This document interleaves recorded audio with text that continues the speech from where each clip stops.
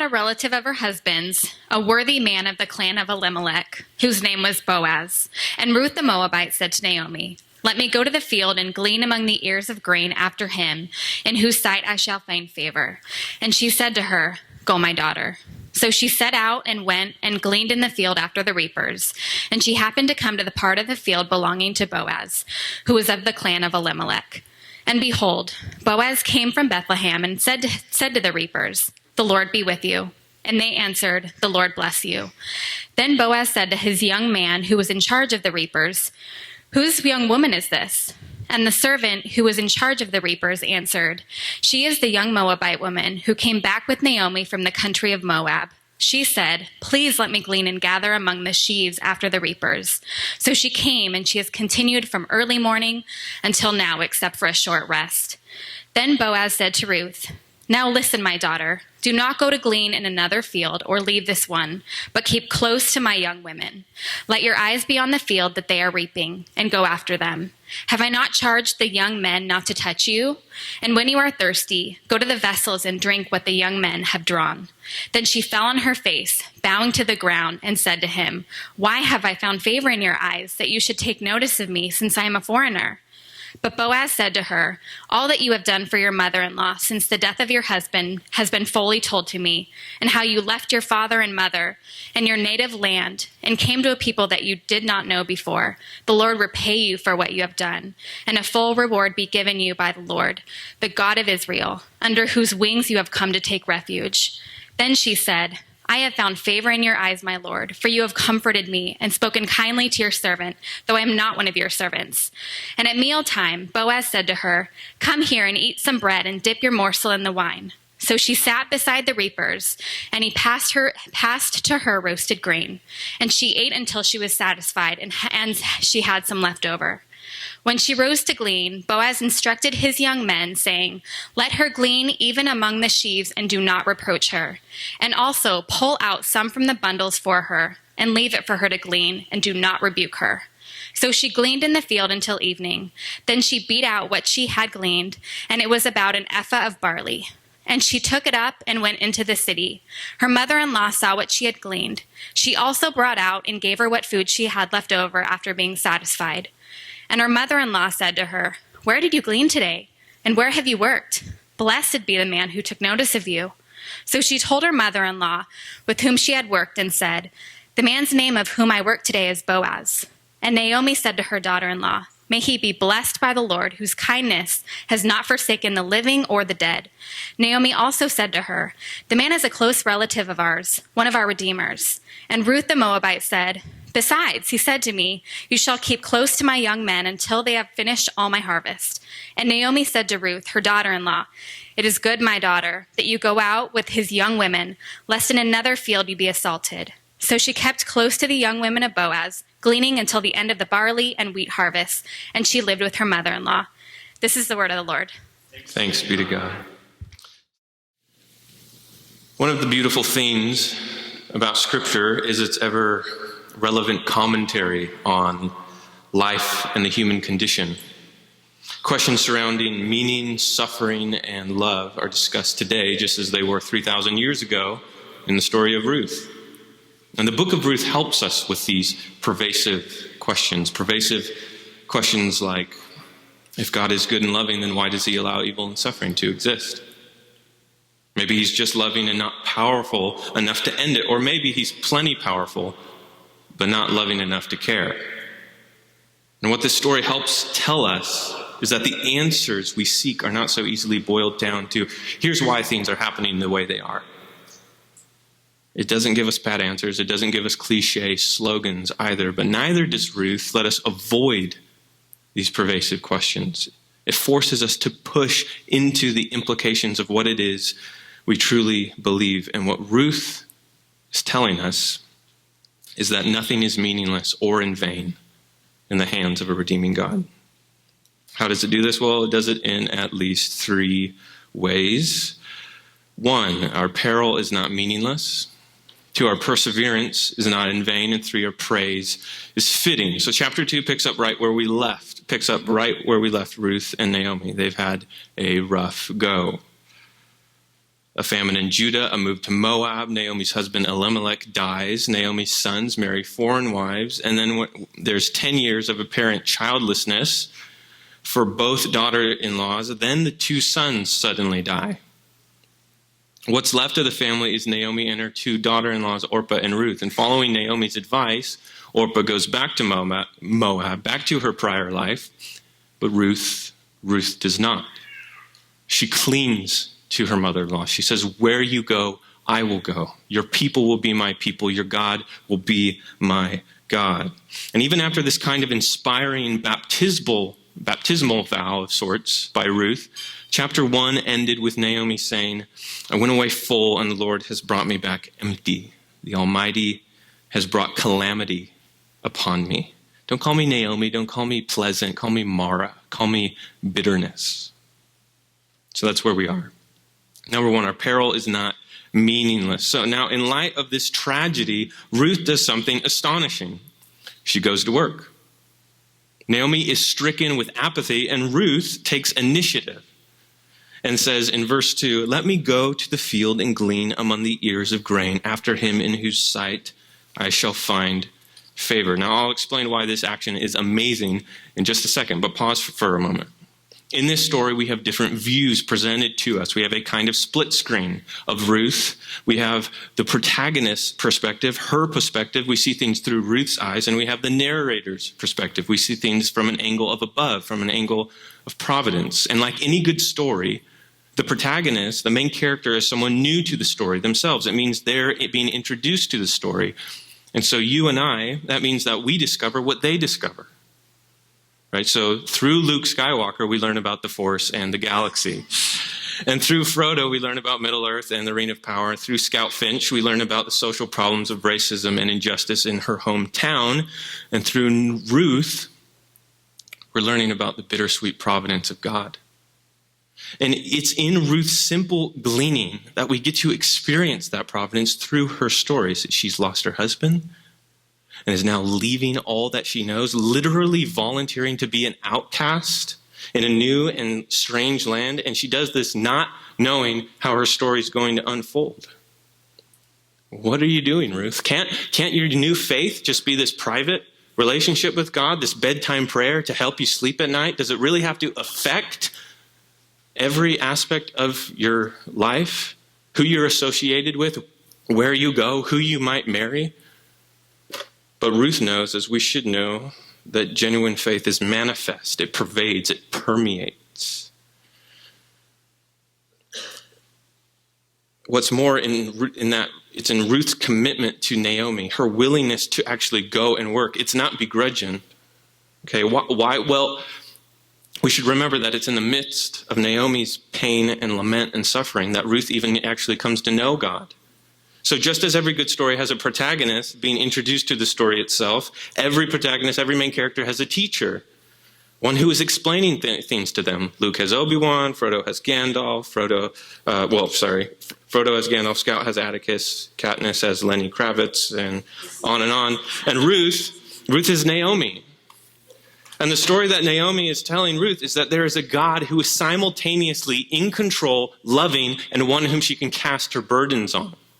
It's okay for her to bring her grief before God. In fact, it's a good thing. This is not a pagan god from Moab that has to be appeased.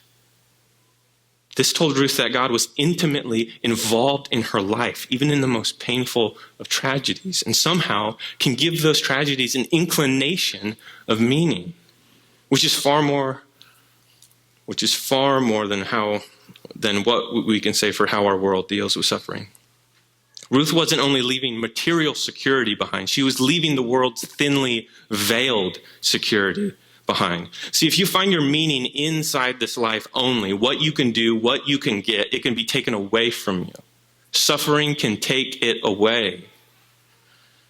Tim Keller explains how fragile this kind of security in the here and now is. He says secular culture, the culture that says you define your meaning in life, secular culture gives its members less resources to deal with suffering than any culture in the history of the world. Ruth is leaving that sentiment, leaving that pervasiveness, all of that behind, and she is humbly entrusting her life to God to make sense of her suffering and to provide for her every need. See, in no other place would she fully encounter the God who, as the psalmist says, he regards the prayer of the destitute and does not despise their prayer. Ruth is awakening to a world where there is a God who has a people he is in covenant relationship with. A God who says, come to me, all who labor and are heavy laden, and I will give you rest. A God we can lament to and actually depend on. A God so intertwined with his people, it's like a husband is to his wife. Her debts become his, her burdens become his, her turmoils become his. It's this God. She takes a leap of faith in and says, I'm going to go. I'm going to leave. I'm going to go glean. So when Naomi gives her grief and lament to God, we don't have to say she's mistaken. Her theology actually provides Ruth with a kind of context that she needs. See, Naomi had taken the story of Joseph down to her bones. As Psalm 105 would summarize, when he, the Lord, summoned a famine on the land and broke all supply of bread, he had sent a man ahead of them, Joseph, who was sold as a slave. His feet were hurt with fetters, his neck was put in a collar of iron, until what he had said had come to pass. And the story goes on to say that this was done to redeem the house of Israel. Naomi knows this, and she also knows that it was Joseph who told his brothers, you meant evil against me, but God meant it for good. And this meaning in tragedy, this setup for redemption, really starts to be confirmed for Ruth and Naomi in verse 3. So number 2, our perseverance is not in vain. In the midst of our asking why to tragedies, why are things happening the way they are in our life, instead of giving us a reason that can be boiled down to a simple sentence as to why, God is seeking to meet our needs providentially by introducing a new character into our story. Reading on, so she set out and went and gleaned in the field after the reapers, and she happened to come to the part of the field belonging to Boaz, who was of the clan of Elimelech. So now Ruth is out gleaning. She's not just foraging for food here. In the Old Testament law, God commanded farmers not to fully maximize profits on their crops. He said, leave the edges unharvested so that the poor could come and work and glean and eat. But this is incredibly risky. See, Ruth was a Moabite. She wasn't one of them. She wasn't kosher. As we see in the text, Ruth is putting herself in danger of who knows what else is out on the fringes of the field. So as she was so vulnerable, as an outcast, she could be hurt, she could be violated, she could be raped. This is, by all accounts, a massive leap of faith. Yet in all of this, her first foot forward is not what will people say or even what will people do to her. In Ruth's mind, if God is so intertwined with his people, then her faith isn't a leap in the dark. She's stepping out in expectation.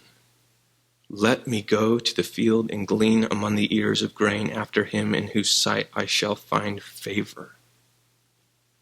And as one commentary put it, there was no angelic visions to direct her to the right field or voices from heaven to guide her. Nevertheless, as she trusted the Lord, he directed her steps unwittingly to exactly the right location. So the text here literally translates to as chance, or as we might say, as luck would have it, Ruth stumbled upon Boaz's field. And most people, when they become Christians, they expect God to be telling them what to do with their life, with obvious signs and wonders, like go here, work there, marry them, don't marry them, and on and on and on. But the providence of God works just as powerfully, as we'll see in this story, but it does so discreetly. It's behind the scenes of the day in and day out of a person who leans not on their own understanding, but in all that they do acknowledge the Lord to straighten and guide their path. Reading on in verse 4, and behold, Boaz came from Bethlehem, and he said to the reapers, the Lord be with you. And they answered, the Lord bless you. Then Boaz said to his young man in charge of the reapers, whose young woman is this? And the servant who was in charge of the reapers answered, she's the young Moabite who came back with Naomi from the country of Moab. And she's continued gleaning from early morning until now. So enter the proverbial knight in shining armor.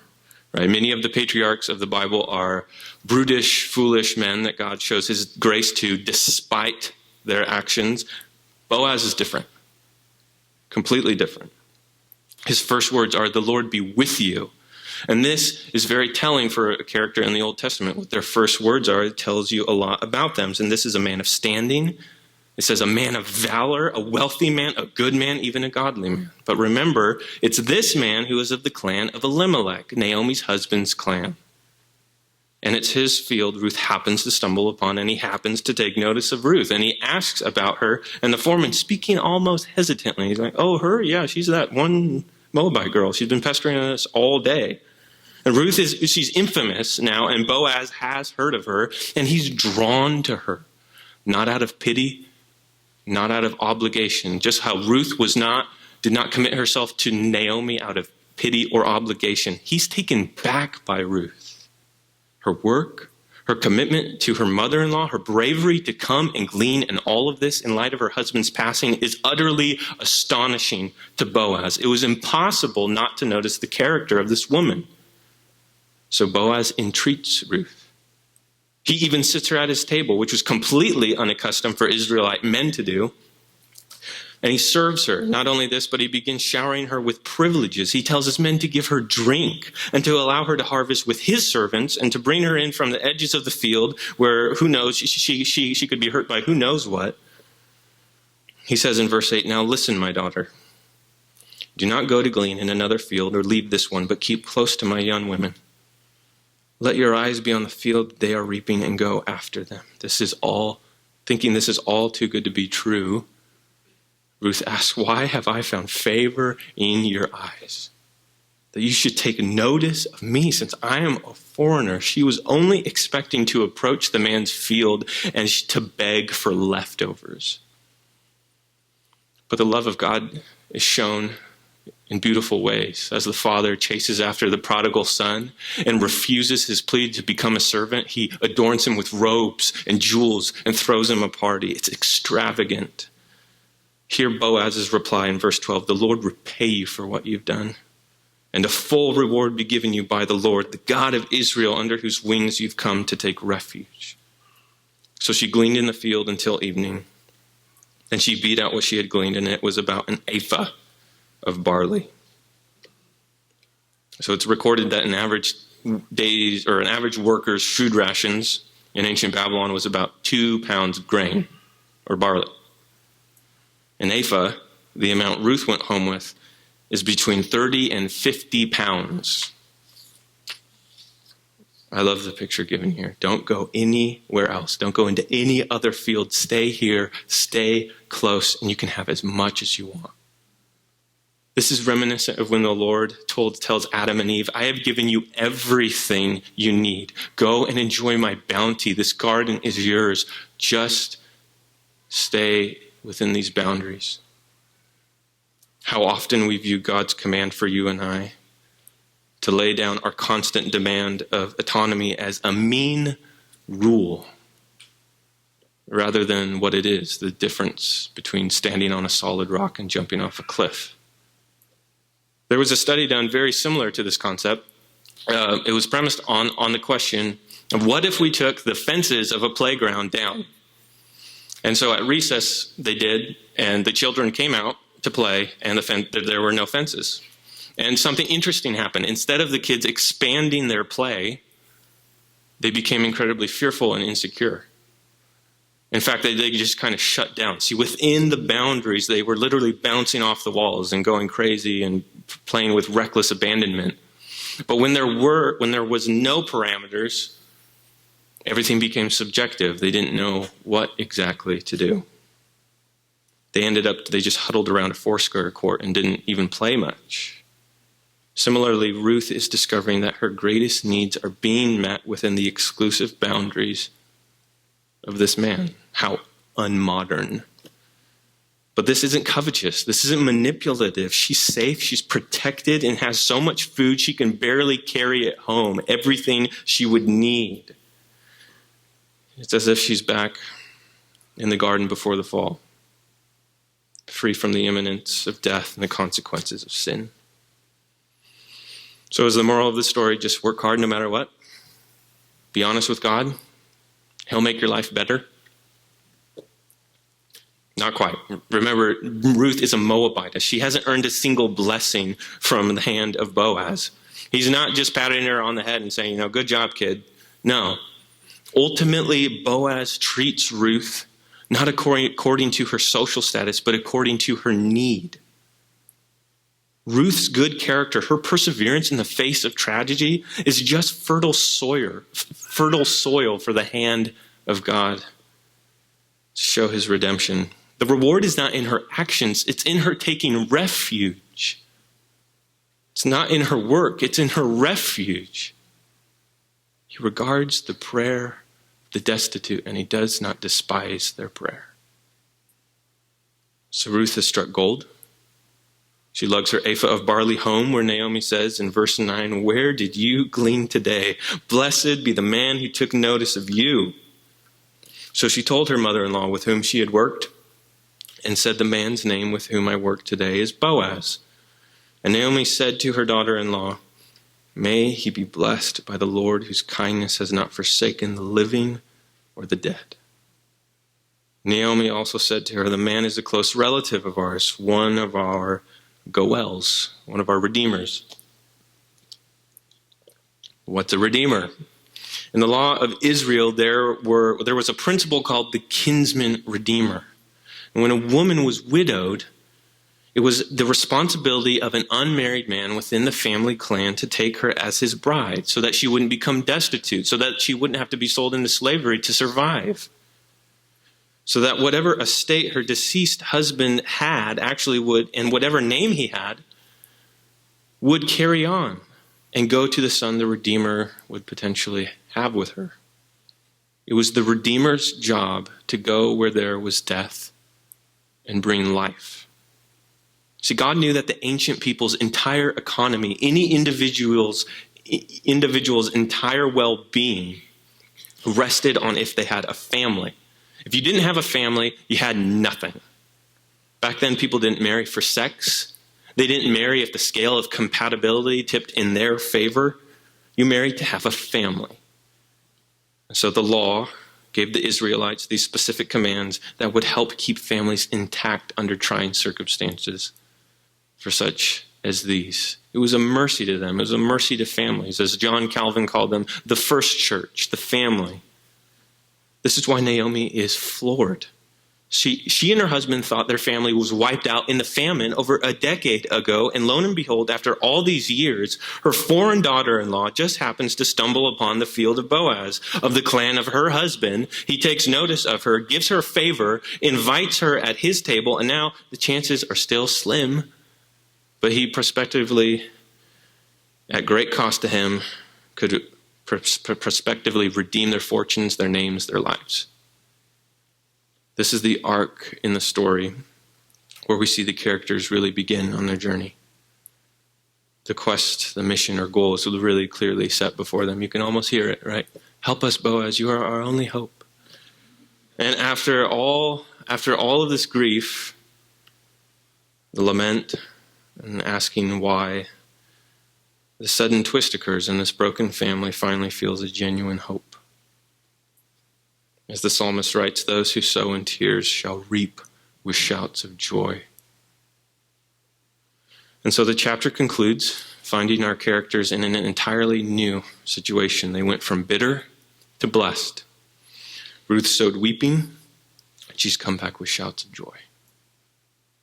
So lastly, our praise is fitting. What do we do? What do we see? Was there joy in the grain and barley? Not quite. See, there's a reason why the identity of Boaz was kept in expectation. Save the best thing for last. At least the narrator did. Even though an ephah of barley for two impoverished widows is incredible, learning the identity of Boaz was the true gift. See, but wait, if you pay attention, we see that their Redeemer is actually alluded to in an ambiguous way. Naomi says, "May he be blessed by the Lord, whose kindness has not forsaken the living or the dead. Whose kindness? Boaz's or the Lord's? Who's the Redeemer? Is it Boaz or the Lord? Well, it's both, actually. See, obviously Boaz is their Redeemer, but they also attribute all of this providence to the Lord, to our Redeemer. It was the Lord who stopped the famine. It was the Lord who bound Ruth to Naomi in love. It was the Lord who preserved Boaz for Ruth. It was no coincidence that Ruth happened to come to Boaz's field. It was no coincidence that Boaz happened to show favor to this poor foreigner. The Lord directed her steps in his favor. See, if they only attributed their blessing and kindness to Boaz, it would just be a story about Ruth and Naomi. But it expands. It's the Lord's kindness, his hesed, that has not forsaken the living or the dead. And at this point, the text acknowledges us, and it brings us into the story. The text acknowledges that you and I, not just Ruth and Naomi, are destitute and in need of redemption. It's pointing us to a different kinsman redeemer. One who took on flesh to sympathize with you and I. In the face of our plight and suffering, he doesn't just tell us, here's why things are happening the way they are. He writes himself into our story. To be afflicted, to be poor, to be destitute for you and I. Jesus Christ, Emmanuel, God with us, the God who has met us according to our need, not according to our social status. It's him who has invited the outcast and the Gentile at his table, just as Jesus dined with the sinners and tax collectors. We see the gospel displayed clearly as bright as day in Boaz, under whose wings we can take refuge, not in our family, not in our good works, not in our heritage, not in the temporary blessings given to us, but in him, in his life given to us, broken for us. See, the climax of their joy didn't resound in what they received temporarily. Their joy was placed on their Redeemer, who took notice of you. The Lord's loving kindness, his hesed, his covenantal loving kindness has not forsaken the living or the dead. They knew if they had him, they had everything. A lot of you are here. Many of your prayers have completely gone unanswered for years and years. In this transition, we see Ruth going from bitter to blessed. And you might still be bitter. And this truth is here to say that you've received everything. That's not a pat answer to say get over your suffering, but it's to say that there's hope. Everything. What do I mean about everything? See, Ruth's great-grandson got this. King David writes this in Psalm 34, I will bless the Lord at all times. His praise shall continually be in my mouth. My soul makes its boast in the Lord. Let the humble hear and be glad. I sought the Lord, and he answered me and delivered me from all my fears. Those who look to him are radiant, and their faces shall never be ashamed. This poor man cried, and the Lord heard him and saved him out of all his troubles. Oh, taste and see that the Lord is good. Blessed is the man who takes refuge in him. Maybe David was remembering the story of his family when he wrote those words. See, they knew in the midst of their calamity, this family, they knew in the midst of their suffering, in the midst of their unanswered prayers, they knew that if they had the Lord, if they really had him, they could say in him, well, they not only could stand any storm and weather any famine, they could actually say in him, I have everything. So if the meaning of your life is not found here, it will be taken from you. Not in a vengeful or spiteful, some kind of way like karma, but by death, by famine, by failure. Eventually it will leave you destitute. But as Paul says, he who did not spare his own son, but gave him up for us all, how will he not also with him graciously give us all things. Have you experienced this? The gravity of all it means to have the estate of Christ placed over you. His righteousness over you. It's here we can actually find hope. It's here we have a meaning which suffering can't take away. It's here that all of our perseverance actually isn't in vain. It's not meaningless. In Jesus Christ, we can experience the love of God and the sovereignty of God. They don't have to be pitted against each other. He's the Lord of the storms of life. And under his direction do they cease, but it's his love that has caused him to cling to us, to go out and to take the storm on himself. In Christ, we see love and sovereignty reconciled, where in his death our hostile sin dies, and in his life foreigners to the gospel and all are made one, in whose identity we can have hope that our lives will be saved and restored. Listen, if you are ostensibly holding God back and entrusting your life to yourself, know that in Jesus Christ only and only at his table is there freedom which suffering can't take away. Only under his lordship will you find a loving God seeking your redemption, even at great cost to him. And Christian, if apathy has strangled you from persevering, put that behind you today. Go, glean, seek refuge. Step out in expectation that the Lord will be near to the brokenhearted. Do not sit idle by while Christ has given his life for you. Persevere. It's not in vain.